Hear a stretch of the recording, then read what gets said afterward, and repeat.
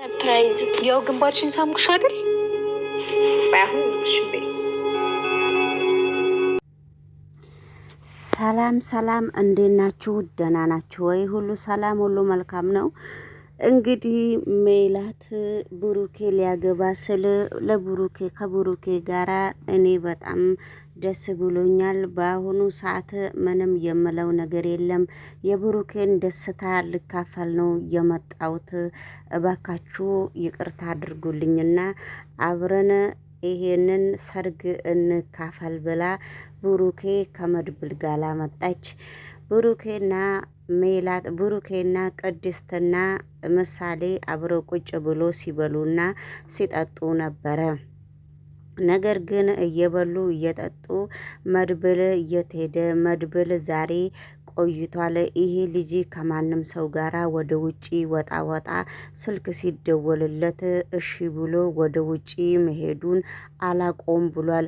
አሁን ደግሞ የህራት ጊዜ ቀርቧልና ህራት የምንበላበት ጊዜ ትቶን እየተሄደ ሁሌ እሱን ፍለጋ በጣም እየሸገረኝና በጣም እየጨነቀኝ ነው።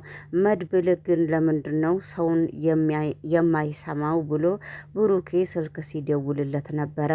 ልክ ብሩኬ ስልክ ልደውልለት ስል እሱና ማለት ወደ ቤት ገባ ሲሉ ማሌት ነች። ስለዚህ እንግዲህ እየሳቀ አዲሷ ፍቅረኛዬን ተዋወቁ ብሎ ማለትን ወደ ቤት ያመጣል። ስለዚህ እንዴት በደስታዬ እኔ ላገባ እየተቃረብኩ እያለ እንዴት በደስታዬ ቀን አንተ ማለትን ይዘሃት ትመጣለህ ብሎ ብሩኬ ተናደደና እሱ ይዟት አልወጣም ስል ብሩኬ ትቷት ሄዶ ነበረ። ስለዚህ እንግዲህ ማነች ምሳሌም በጣም ደንግጣ ፍጥጥ ብላ እያየችው ነበረ። ነገር ግን ብሩኬ ተነስቶ ሲሄድ አንቺ ማለት እስቲ ብሩኬን እስከማነጋግረው ድረስ ከብሩኬ ላይ ፊት እስከማገኝና ምን መልሱን እንደሚመልስልኝ አብረን እንከታተላለንና አንቺ ደግሞ ከነ ቅድስትና ከነ ምሳሌ ጋራ እዚሁ ሳትነጋገሩ ዝም ብለሽ ቆመሽ ጠብቅኝ ብሎ መድብል ብሩኬን ሊያነጋግር ወደ ብሩኬ አመራ። ስለዚህ ብሩኬ መኝታ ክፍል ውስጥ ቁጭ ብሎ እኔ ሰላም የሆንኩት ልሞሸር ስቀረብ ሜላትን ከመጀመሪያ እስከ መጨረሻዋ የእሷን ስራ ስለምታውቅ ምን ብለክ ነው ሜላትን ይዘህ የመጣከው? አንተ ግን ወዴት እየሄድክ ነው? ወዴት እየተረማመርክ ነው? ያንተ ምክንያት ያንተ ችግር ምንድነው? ብሎ መድብል እንግዲህ መድብልን ብሩኬ ሲጠይቀው ነበረ። መድብል እኮ እሷ እንደ ዶሮ አይደለችም፣ አሁን በጣም ተሻሽላለች። ስለ ተሻሻለች እኮ ነው እሷን ይያት የመጣሁት እንጂ ባትሻሻል ኖሮ እኔ እሷን ይዤ አልመጣም። ምን ሆነህ ነው? ለምንድነው እንደዚህ የምትጠራጠረው? ያንተ ምክንያትስ ምንድነው? ብላ እንግዲህ አንዳንድ ነገር እንግዲህ ሲጠያየቁ ነበረ ማለት ነው። ስለዚህ እንግዲህ ውድ ተመልካች አንዳንድ ነገር እነሱ እንደዛ ሲጠያየቁ ነገሮቹ በጣም ከብዶ እኔ እኮ እንደ ድሮ አይደለሁም ነገሮቹ ሁሉ እየተቀያየሩ ነው። ነገር ግን ቢሆንም የእናንተን ደስታ በጣም ደስ ብሎኛልና የእናንተን ደስታ ከህዝቡ ጋራ መጥቼ ቢካፈል ምን ችግር አለው ብላ ቅድስትንም ስትጠይቃት ነበረ። ቅድስት እኔ የኔን ደስታ አንቺ ከህይወታችን ውስጥ አልፈልግም ብለሽ ወጥተሻል። ከኛ ጋራ ደስታችን ልትካፈይም አትችልም።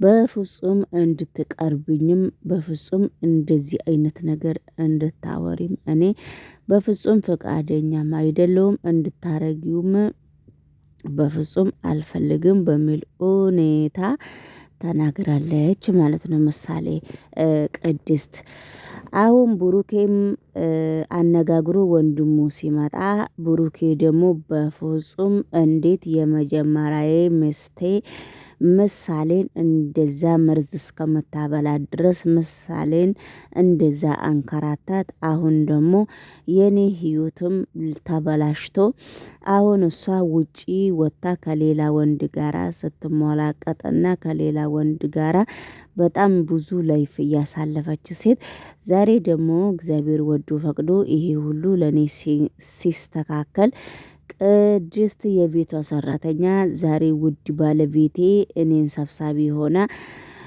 ለጋብቻ የደረስነው እሷ እዚህ ሰርግ ላይ ለምንድነው የምትቆመው? አይኗንም ማየት አልፈልግም እንዳመጣካት ደግሞ ይዘካት እንድትወጣ ብቻ ነው የምፈልገው ብሎ እንግዲህ ብሩኬ ተናግሯል ማለት ነው። ስለዚህ እንግዲህ ወይዘሪት ሜላት እንግዲህ ቆማ ቁጭም አላለችም። ምክንያቱም ማንም ሰው ቁጭ በይም ያላት ሰው እስከሌለ ድረስ ስለዚህ ትንሽ ቆማ ነበረ። ከዛ እንግዲህ በየአንዳንዱ መድብል ሲነግራት ሲያስረዳት እሺ ብላ ተረዳችውና እንግዲህ በስተመጨረሻ ላይ ያመጣችው ነገር በጣም የሚደብርና በጣም የሚዘገነን ነገር ነው ያደረገችው። እኔ ግን እሷ እንደዛ ሲያስረዳት መድብል እኔ ነገም ዛሬም ያቀርኩትን ነገር ሳላሳካም አልቀርም ከዚህ ሰርግ ላይም እናንተም ብታባርሩኝ እኔ ደግሞ የሰርጌ ቀን ብሞት አልቀርም ብላ እዛው ኤሌካርድ አድርጋ ሄዳለች። ስለዚህ እውነትም የሰርጋቸው ቀን ሲኳኳሉ ሲጨፍሩ ምን ሲሉ ሲደሰቱ ሁለቱ ፍቅራቸውን ሲገላለጹ ያሳለፉትን በእጅሽ አረኩሽ በእጄ አረኩህ እያሉ ሲጫወቱ እንግዲህ ሜካፕም ስትሰራ ሁሉንም ነገር የሰርጎቹን በአጠቃላይ እንደ አቅማቸው ኬኩም ቡናው ምኑም ቤት ውስጥ ተገዝቶ እንደ አቅማቸው ላይፋቸውን እያሳለፉ እንግዲህ ቤሎዋን የቤሎ ስርዓትም ፍቅ በይ ወደዛ በይ ወደ ጎን በይ ተብሎ በጣም እያወሩ ነው ነበረ። ነገር ግን በጣም እሳ እየጨፈሩ ነው፣ በጣምም እየዘፈኑም ነው። ስለዚህ እንግዲህ ከዛ የሆነች ትንሽዬ ልጅ የዳጣ ፋሚሊ ትመስለኛለች ከደረጁ ላይ ወደ ታች ወርዳ ወደ ታች እየሄደች እያለ መቼም ልጆቹ እሺ አይሉም። ምክንያቱም በር ይከፋፈታሉና እሷም እንደ እንግዳ ቤት ውስጥ ስላዩዋት ስለዚህ ወደ ውጪ ሲወጡ አነጣጥፋ ከዛ ሌላ በቃ ለባብሳ ምናምን ቁጭ ብላለች ማለት ነው። ከዛ እሷ ቁጭ ካለች በኋላ ለምንድነው እነሱ እየጨፈሩ እያለ ከዛ ወደ ላይ ስትመጣ እቺ ትንሿ ልጅ አባባዬ ወዴት ነው የምትሄደው ብላ ስትጠይቅ ነበረ። አይ ሰርግ ተጠርተህ ነው ስትለው አዎ አለችው። ወይዘሮ ሜላት ማለት ነውና አዎ አለች። ከዛ በቃ እነሱ እስከሚጨፍሩ እሷ የዱሮዋን ክፍል ከባሏ ጋራ የምትተኛበትን ክፍል ሄዳ ቁጭ ብላ መጥቶ የሚያያት ሰው አታ ከዛ መጨረሻ ላይ ብር የሚቀመጥበት ቦታ ስለምታውቅ ከዛ እነሱ የሚቀመጡበት ቦታ ስለምታውቅ ከዛ እዛ ሄደች ቁጭ አለች። ከዛ በስተመጨረሻ ላይ እነሱ ሰርግ እየጨፈሩ ስለሆነ ከዛ እንግዲህ ውስኪውን የሚጠጣ ነገር ቀርተው ብርጭቆ ውስጥ ቀርታ ቁጭ አርግታ እህቷ ማነች እህቷ ስሟ ማን ነበረ? ኤፍራታ ነች የምታስተናግደው። ከዛ ምግብ ውስጥ እንደለመደችው ምግብ ውስጥ መድኃኒቱን ጨመረች። ከዛ በኋላ እንግዲህ መድኃኒቱ ጠጡ መድኃኒቱን እነሱ እንግዲህ ለሰርግ ነው ብለው ነው ያዘጋጁት። ከዛ በቃ እሷ እንደምንም የሰርጓ ቀንም እሷን ለማሳዘንና ቤተሰቦቿን ለማሳዘን እየሞከረች ነበረ። ነገር ግን ማለት ያለችው ሳይሆን እግዚአብሔር ያለው ብቻ ነው የሚሆነውና ሰላም ጤና ይስጥልኝ ውድ ተመልካቾቼ፣ እንዴት እያደረጋችሁ ነው? ሁሉ ሰላም፣ ሁሉ መልካም፣ ሁሉ ሸጋ። እኔ እግዚአብሔር ይመስገን በጣም ደህና ነኝ። ስለዚህ እንግዲህ ሜላት መድኃኒቱን ብርጭቆ ውስጥ ጨምራ ነበረ። ከዚያ እንግዲህ መድኃኒቱን በስተመጀመሪያ ላይ ጓደኛዋ የልጆቹን ጓደኛዋ ምን ከዚህ ትሰሪያለሽ ብላ በስተመጨረሻ ላይ ስትጠይቃት ነበረ። እህቷ ፍራታ እኔ ባንቺ ኃላፊነት ነው የሚይዝሽ። አንቺ እዚህ ይሄ ሰርግ በሰላም ተጨፍሮ በሰላም ሁሉም በሰላማቸው ከተገላገሉ በጣም ነው ደስ የሚለኝ። ያለ በለዛ ግን የሆነ ነገር አንቺ አድርግተሽ ማንም ሰው ባንቺ በመጠጥና በምግብ ላይ ያደረግሽውን ነገር ላንቺ በጣም ከባድ እስከሆነ ድረስ ነገሮቹ በጣም ስለሚከብዱ ይሄ ሰርግ በሰላም እስከሚጠናቀቅ ድረስ በፍጹም እኔ አላምንሽም። አንቺ ደግሞ የት ነው ያለሽው? ያንቺ ምክንያትስ እንደዚህ ለማድረግ የምትሞክሪው ነገሮች በጣም ከባዶች ነገር ናቸው። ውስጤ በጣም ሙሽሮቹ ላይ በጣም ውስጤ እየፈራ ስለሆነ አንቺ የት ነው ያለሽው? የሰፈር ነው? በእግርሽ እየሄድሽ ነው ወይስ የሰፈር ነው ያለሽው ብላ እህቷ ደወለችልኝ። አንቺ ደግሞ የሰፈር እንዳለው ልታምንኝም አልቻልሽም።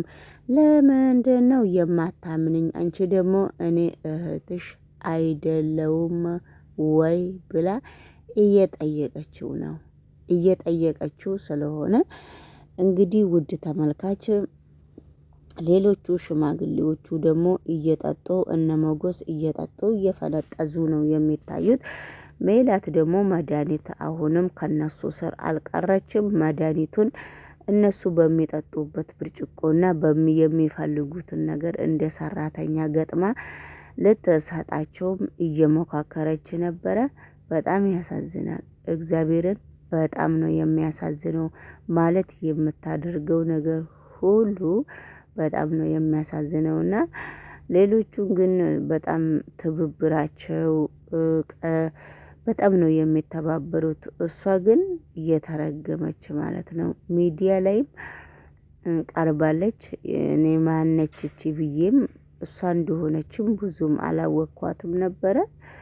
መጨረሻ ላይ ከሀብል ጋራ አብረው ስለሆኑ መጨረሻ ላይ ነው ያወኳት ማለት ነውና ነገሮቹ ለበጎ ይሁኑ እንጂ የሰው ልጅ እንግዲህ እግዚአብሔር ደግሞ አይምሮ ይስጠን። አይምሮ ሲሰጠን ነው ሁሉንም ነገር አስተካክለን እናወራው። እና እንግዲህ ውድ ተመልካች በሌላ ቪዲዮ እስከመመጣ ድረስ ሰብስክራይብ